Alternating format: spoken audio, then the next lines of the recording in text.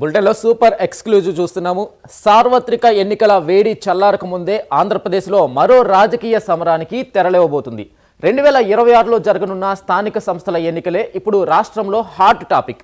ఒకవైపు అధికార కూటమి క్లీన్ స్వీపీఏ లక్ష్యంగా కసరత్తు చేస్తుంటే మరోవైపు వైసీపీలో మాత్రం పూర్తి నిశ్శబ్దం ఆవరించి ఉంది. అయితే ఇది వ్యూహాత్మక మౌనమా లేక ఓటమి తర్వాత ఆవరించిన నిర్వేదమా? అధికార పార్టీ దూకుడుకు భయపడి వైసీపీ స్థానిక పోరు నుంచి తప్పుకోబోతుందా? ఇక ఇదే జరిగితే రాష్ట్రంలో వైసీపీ పరిస్థితి ఏంటి?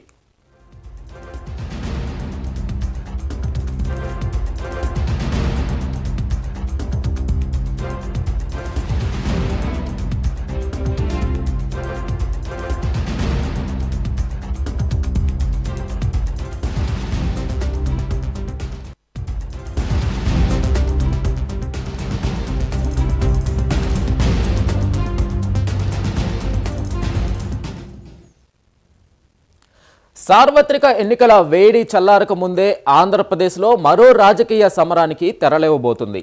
2026లో జరగనున్న స్థానిక సంస్థల ఎన్నికలే ఇప్పుడు రాష్ట్రంలో హాట్ టాపిక్. ఒకవైపు అధికార కూటమి క్లీన్ స్వీపీఏ లక్ష్యంగా కసరత్తు చేస్తుంటే మరోవైపు వైసీపీలో మాత్రం పూర్తి నిశ్శబ్దం ఆవరించి ఉంది. అయితే ఇది వ్యూహాత్మక మౌనమా లేక ఓటమి తర్వాత ఆవరించిన నిర్వేదమా? అధికార పార్టీ దూకుడుకు భయపడి వైసీపీ స్థానిక పోరు నుంచి తప్పుకోబోతుందా? ఇదే జరిగితే రాష్ట్రంలో వైసీపీ పరిస్థితి ఏంటి?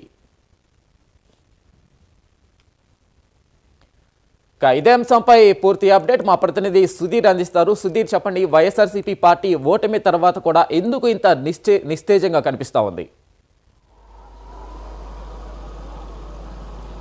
Thank you Venkat. ముఖ్యంగా చూసుకుంటే కనుక ఏదైతే ఆంధ్రప్రదేశ్లో స్థానిక ఎన్నికల వేడి తగ్గకముందే మరో ఎన్నికల నేపథ్యంలో కూడా పూర్తిస్థాయిలో కూడా హాట్గా మారుతుందని చెప్పుకోవచ్చు. అయితే ఈ నేపథ్యంలో మనం చూసుకోవచ్చు, ఏదైతే సార్వత్రిక ఎన్నికల్లో కుటుంబ ప్రభుత్వం ఘన విజయం సాధించిన అనంతరం కూడా మరోసారి 2026లో ఇప్పుడు మనం చూసుకుంటే కనుక స్థానిక ఎన్నికలు అయితే కనుక జరగబోతున్నాయని చెప్పుకోవచ్చు. ఈ నేపథ్యంలో ఈ స్థానిక ఎన్నికల్లో మనం ముఖ్యంగా చూసుకుంటే కనుక జెడ్పీటీసీ కావచ్చు, అలాగే ఎంపీటీసీ, అలాగే సర్పంచ్, అలాగే ఏదైతే మున్సిపాలిటీ ఎలక్షన్లు కావచ్చు, ఈ పూర్తిస్థాయిలో కూడా పెద్ద ఎత్తున కూడా రానున్న రోజుల్లో 2026 జనవరి నుంచి కూడా పూర్తిస్థాయిలో కూడా ప్రారంభం కాను. అయితే ఈ నేపథ్యంలో మనం చూసుకుంటే కనుక ఈసారి ఖచ్చితంగా 100% స్ట్రైక్ రేట్తో కూడా పూర్తిస్థాయిలో కూడా కుటుంబ ప్రభుత్వం ఖచ్చితంగా ఏదైతే ఉన్నాయో ఆ కుటుంబ ప్రభుత్వం సంబంధించినటువంటి అన్ని స్థానాలను కూడా ఏకగ్రీవం చేసుకునేందుకు ఇప్పటికే పెద్ద ఎత్తున ఏర్పాట్లు చేసిన పరిస్థితి అయితే నెలకొందని చెప్పుకోవచ్చు. అయితే మరోపక్క మనం చూసుకుంటే కనుక వైఎస్ఆర్ కాంగ్రెస్ పార్టీ ఇప్పటికే చూసుకుంటే కనుక ప్రధానంగా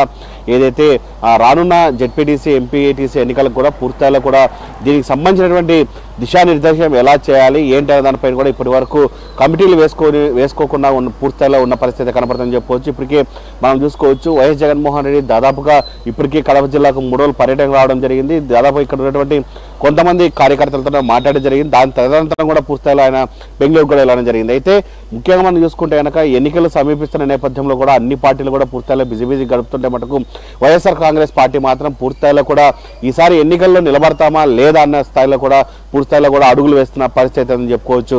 అయితే ఇప్పటికే మనం చూసుకోవచ్చు, కుటుంబ ప్రభుత్వం దాదాపుగా ఏదైతే మొన్న జరిగినటువంటి ఉప ఎన్నికల్లో చూసుకోవచ్చు, దాదాపుగా ఏదైతే పులివెందులు కావచ్చు, అలాగే ఒంటిపేట కావచ్చు, ఈ 2 జెడ్పీటీసీ స్థానాలు కూడా పూర్తిస్థాయిలో కూడా ఏదైతే పోటీలో నిలబడడం జరిగింది, అత్యధిక మెజారిటీతో కూడా వెళ్ళడం జరిగింది. అయితే ఈసారి ఖచ్చితంగా కనుక ఏదైతే జెడ్పీటీసీ, అలాగే సర్పంచ్, అలాగే మున్సిపల్కి సంబంధించిన ఎన్నికలు జరిగితే కనుక పూర్తిస్థాయిలో కూడా ప్రతి వార్డు దగ్గర నుంచి కూడా మేయర్ స్థానం వరకు కూడా పూర్తిస్థాయిలో కూడా ఖచ్చితంగా కుటుంబ ప్రభుత్వానికి చెందినటువంటి అభ్యర్థులే ఘన విజయం సాధించే అవకాశ దిశగా కూడా కుటుంబ ప్రభుత్వం వెళ్తుందని చెప్పుకోవచ్చు.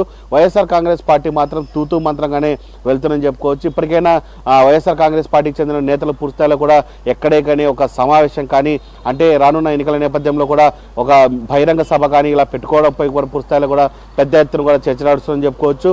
అయితే ముఖ్యంగా మనం చూసుకోవచ్చు, ఏదైతే పులివెందులు అంటేనే వైఎస్ఆర్ ఫ్యామిలీ, అలాంటి వైఎస్ఆర్ ఫ్యామిలీ పూర్తిస్థాయిలో కూడా అలాంటి కడప అంటేనే వైఎస్ ఫ్యామిలీకి పెట్టిన కోట, అలాంటి పెట్టిన కోట ఇప్పుడు పూర్తిస్థాయిలో కూడా పెద్ద ఎత్తున కూడా డౌన్ అయిన పరిస్థితి ఉంది. అయితే ముఖ్యంగా మనం చూసుకోవచ్చు, ఏదైతే జగన్మోహన్ రెడ్డి ఇక్కడి నుంచే పూర్తిస్థాయిలో కూడా గట్టిగా నిలబడితే రాష్ట్రంలో కూడా గట్టిగా నిలబడతామని చెప్పి ఆయన అడుగులు వేస్తున్న పరిస్థితి అయితే ఉంది. అయితే ఏదేమైనా మనం చూసుకుంటే కనుక పూర్తిస్థాయిలో రానున్న ఎన్నికల నేపథ్యంలో చూసుకుంటే కనుక వైఎస్ఆర్ కాంగ్రెస్ పార్టీ పూర్తిస్థాయిలో కూడా డౌన్ అయ్యే పరిస్థితి అయితే ఉంది.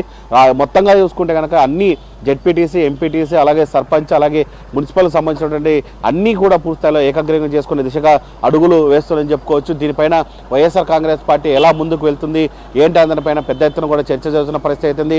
అయితే గతంలో మనం చూసుకోవచ్చు, ఏదైతే వైఎస్ఆర్ కాంగ్రెస్ పార్టీ ప్రభుత్వం అధికారంలో ఉన్నప్పుడు కూడా పూర్తిస్థాయిలో కూడా అటు టీడీపీ నేతల మీద కూడా అక్రమ కేసులు పెట్టి కనీసం వాళ్ళను ఏదైతే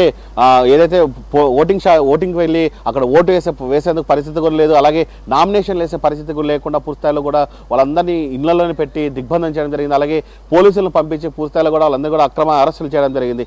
అలాంటి దిశగానే పూర్తిస్థాయిలో ఈసారి కనుక కుటుంబ ప్రభుత్వం ఖచ్చితంగా 100% స్ట్రైక్ తో కూడా పూర్తిస్థాయిలో కూడా ఎన్ని జెడ్పీటీసీలు, ఎంపీటీసీ స్థానాలు ఉన్నాయో అవన్నీ కూడా కైవసం చేసుకునే దిశగా అయితే కనుక కుటుంబ ప్రభుత్వం ముందుకెళ్తుందని మనం చెప్పుకోవచ్చు. వెంకట్.